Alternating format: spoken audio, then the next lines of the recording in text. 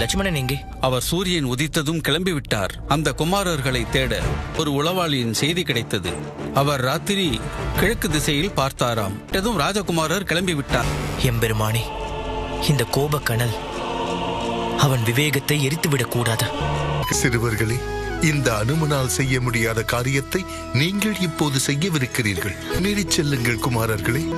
நீங்கள் கூறுங்கள், என்ன சாப்பிடுகிறீர்கள்? எனக்கு நிறைய உணவுகள் பிடிக்கும். பாயசம், இனிப்பு பொருட்கள்.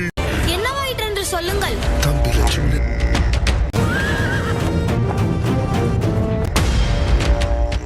எந்த அனுமனை இன்று வரையிலும் யாராலும் தோற்கடிக்க முடியவில்லையோ அந்த அனுமனை இந்த 2 சிறார்கள் கட்டி போட்டு வைத்திருக்கிறார்கள். இங்கு பாருங்கள், எங்களுடைய நோக்கம் இந்த குதிரையும் அல்ல, யாரோடும் போராடுவதும் அல்ல. தாய் சீதையையும் பிரபு ராமரையும் ஒன்று சேர்க்க நினைக்கிறோம். அவரிடம் கேள்வி கேட்க நினைக்கிறோம்.